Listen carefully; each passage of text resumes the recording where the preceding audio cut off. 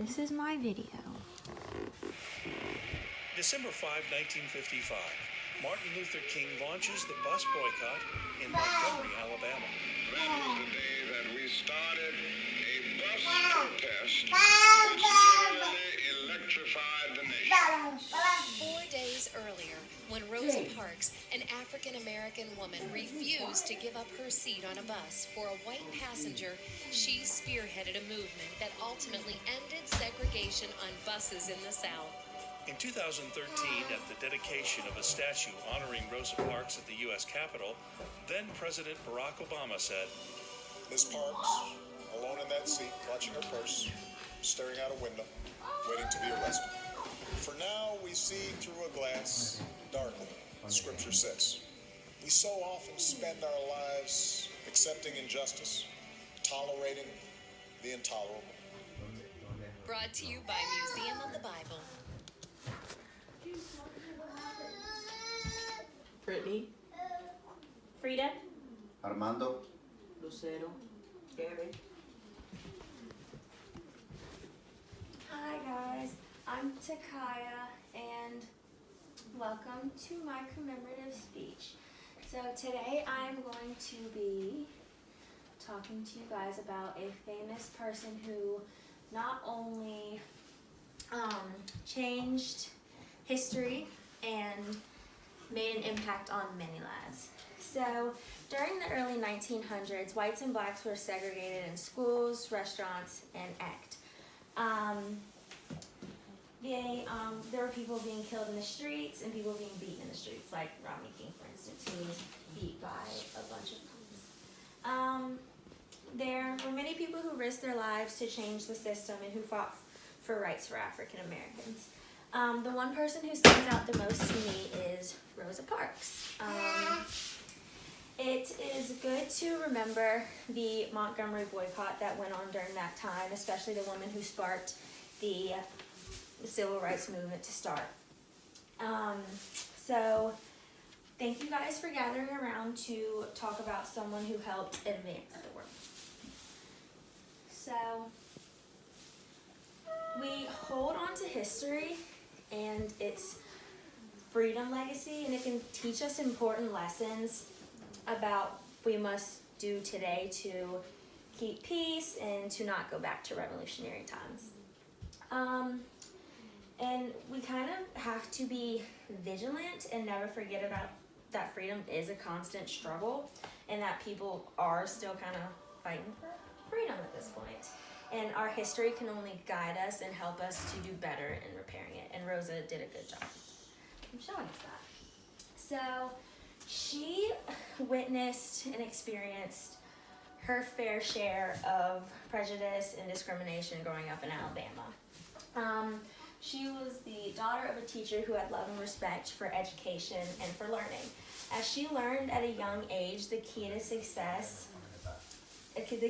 successful future is understanding that everyone is different and you're going to have to embrace different people and understand that you come from different backgrounds.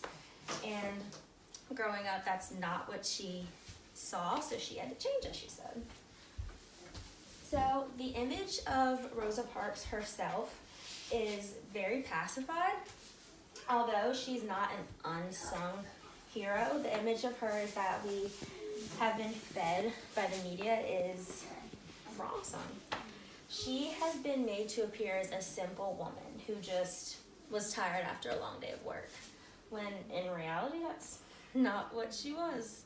You know, her refusing to get up and to give her seat to the white person who got on the bus was more than just being lazy. It sparked a movement that gained rights for many African American people and many people in general.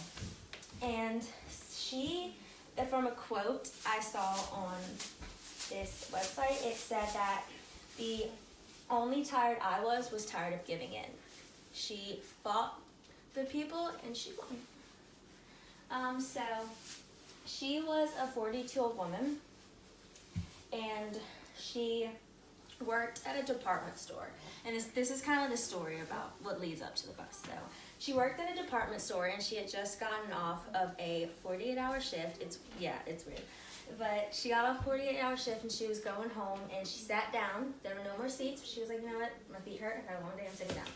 And that's exactly what she did. And this man got on the bus and told her to move. She said no. She said no. She said, I won't go back, which is now a famous line that a lot of people say, coming from Miss Rosa Parks. She said, I won't go back, I won't go back, I won't go back.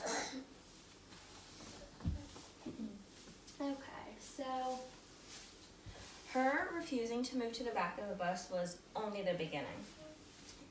Even when the Montgomery bus boycott won victory, the lessons of Rosa Parks' long life of racial justice and activism continue to inspire other people to keep fighting. People call her the mother of the civil rights movement. And people think that it is our civil liberty to keep up the work that she fought hard to start.